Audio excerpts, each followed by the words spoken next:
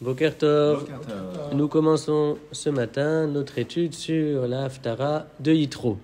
Dans le rite Ashkenaz, la Haftara est tirée du prophète Yeshaya, Isaïe, chapitre 6, verset 1, jusqu'au chapitre 7, verset 6. Et encore, la Haftara ajoute 2 versets du chapitre 9, les versets 5 et 6. Dans le rite séfarade, la Haftara commence à la même référence, c'est-à-dire au début du chapitre 6 de Isaïe, et se termine 12 versets plus tard.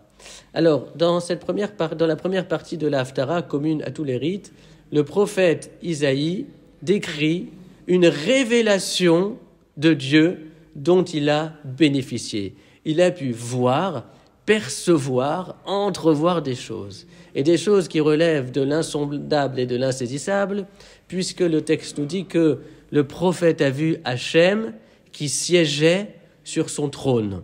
Il a également vu les pans du vêtement divin emplir le sanctuaire, et il a aperçu la présence des séraphim.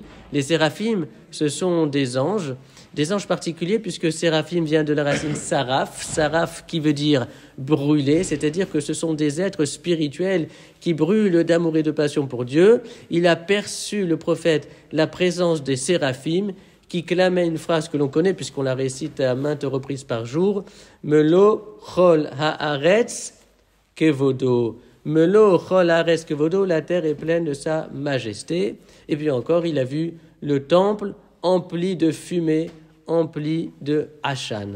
C'est la révélation que le prophète Isaïe perçoit, et cette révélation du prophète sonne bien sûr en écho avec ce qui nous est raconté dans la Sidra de Yitro, c'est-à-dire la révélation de Dieu sur la montagne du Sinaï. Et on retrouvera d'ailleurs ce mode de dévoilement par le biais de la fumée, puisque le verset nous dira « Ve'ar Sinaï Hachan kulo » et la montagne du Sinaï était tout entier fumée.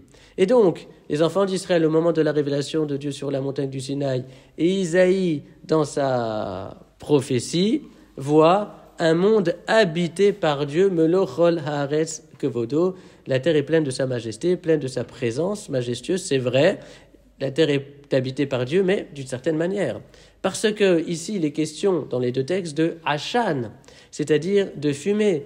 D'habitude, quand vient à l'esprit le mot révélation, vient également à l'esprit la notion de lumière. La révélation, c'est toujours un moment lumineux, un moment clair où les choses sont transparentes. Or, la révélation de Dieu, tant au prophète qu'à la collectivité, eh bien, ça n'a pas été un moment d'éblouissement et lumineux, non. Ce fut un moment de révélation, mais révélation d'un mystère, présence mystérieuse. C'est à cette idée que renvoie Hachan. Hachan, c'est la fumée. Il y a quelque chose, mais cette fumée nous empêche de voir et nous empêche d'accéder avec précision ce qui est caché et dissimulé par la fumée.